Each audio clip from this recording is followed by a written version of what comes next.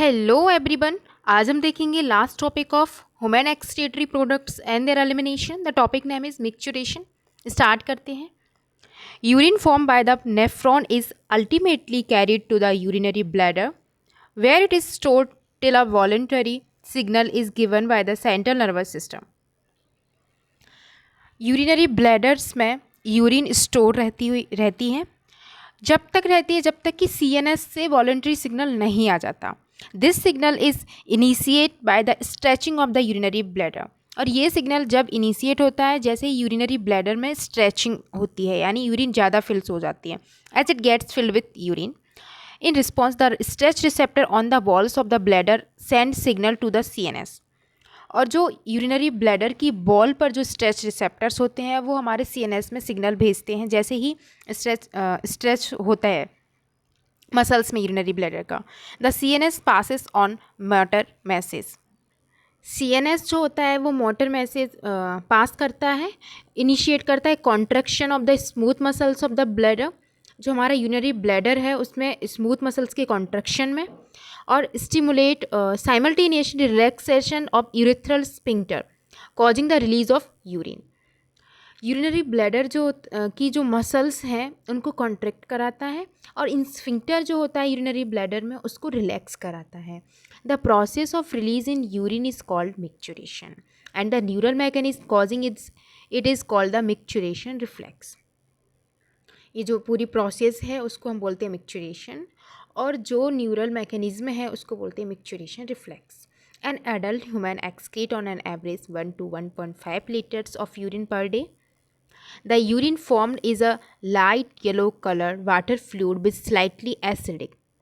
Normally इसकी pH 6 होती है and has a characteristic odor, and an average 25 to 30 gram of urea is excreted out per day.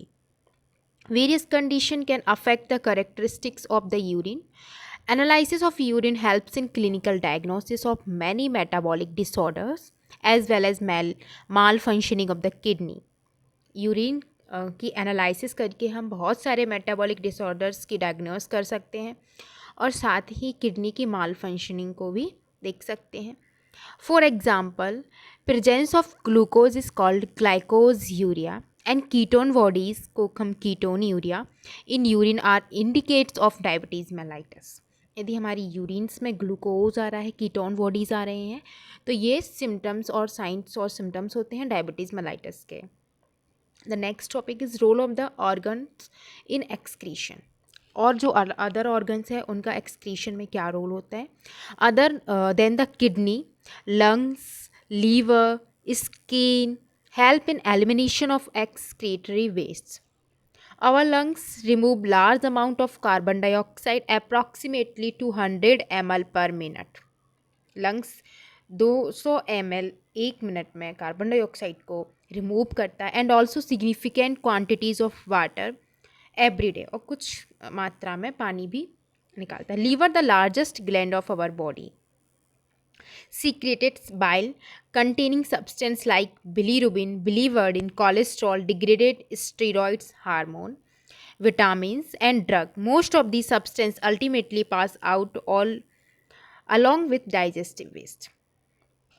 Liver जो है largest gland है body की, secrete करती है वाइल कंटेनिंग जैसे बिलिरुबिन, बिलीवर्डिन, कोलेस्ट्रॉल, इन सबको सीक्रेट करती है। स्टेरॉयड हार्मोन को डिग्रेड करती है, विटामिन्स और ड्रग को भी डिग्रेड करती है, और अल्टीमेटली डाइजेस्टिव वेस्ट जो होते हैं उनको बॉडी से निकालने की टॉक्सिसिटी को कम करने में हेल्प करती है। The sweat and sebaceous glands in skin can eliminate certain substance through their secretions. Sweat products via the sweat glands is watery fluid containing NaCl, a small amount of urea, lactic acid etc. Urea, NaCl, lactic acids, ये जो sweat gland और sebaceous glands होती हैं ये excrete करती हैं। So the primary function of the sweat is to facilitate a cooling effect of the body surface. It also helps in removal of some of the waste mentioned above. Sebaceous glands eliminate certain substances like sterols, hydrocarbons, waxes through sebum. This secretion provides a protective oily covering of the for the skin. Do you know the small amount of nitrogenous waste could be eliminated through saliva too? अब last topic है disorders of the excretory system. Excretory system से कौन कौन से disorders देखने को मिलते हैं? Malfunctioning of the kidney can lead to accumulation of urea in blood, a condition called uraemia. यदि हमारे ब्लड में यूरिया की मात्रा बढ़ रही है तो हम उसको बोलेंगे uraemia, which is highly harmful and may lead to kidney failure. बहुत हार्मफुल है और किडनी भी फेलवर को ये हो सकता है इसकी वजह से. In such patients urea can be removed by a process called haemodialysis. Haemodialysis की मदद से हम यूरिया को रिमूव कर सकते हैं बॉडी से. During the process haemodialysis the blood drain from a convenient artery is pumped into a dialysing unit called artificial kidney.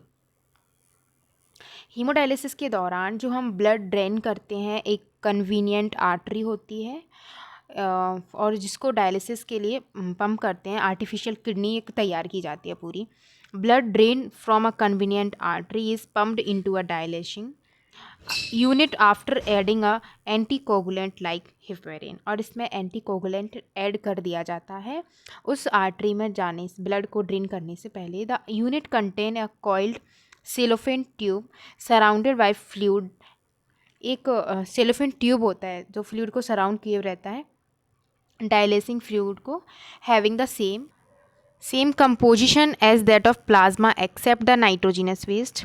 Plasma की जो कंपोजिशन है वो सेलोफेन ट्यूब में भी सेम कंपोजिशन ही रहती है except nitrogenous waste. The porous cellophane membrane of the tube allow the passage of molecule based on concentration gradient. As nitrogenous waste are absent in the dilating fluid, these substances freely move out, thereby clearing the blood. The clear blood is pumped back to the body through a vein after adding antiheparin to it. This method is a boon for thousands of uremic patients all over the world.